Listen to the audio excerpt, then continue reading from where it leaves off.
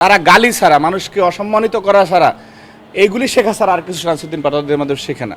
আমরা মনে করি নাসিরুদ্দিন পাটোয়ারিরা যদি সংশোধনের জায়গায় চলে যায়, বাংলাদেশে এই ঘটনার পুনরাবৃত্তি ঘটবে না।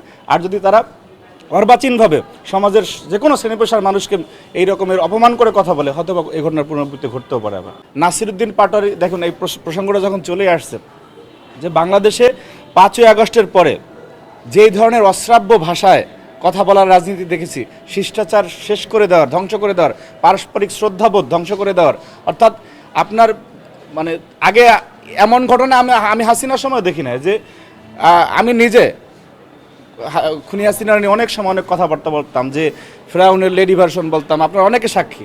আমি বলতাম যে আপনার ওনাকে নিয়ে অনেক ধরনের বিশেষণ দিয়ে কথা বলতাম, কিন্তু ছাত্রলীগের কোনো নেতাকর্মীকে দেখি না যে এরকম এসে মা বাপ তুলে গালি দিয়ে কথা বলতেছে।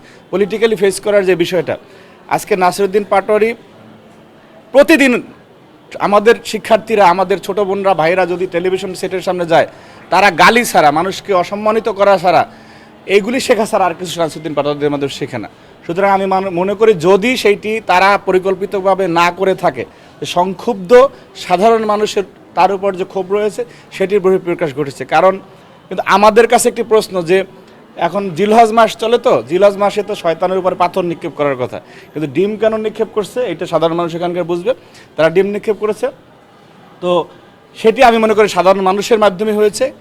ছাত্রদল, যুবদলের কোনো প্রকারের কোনো নেতাকর্মী সেখানে অংশগ্রহণ করেন না।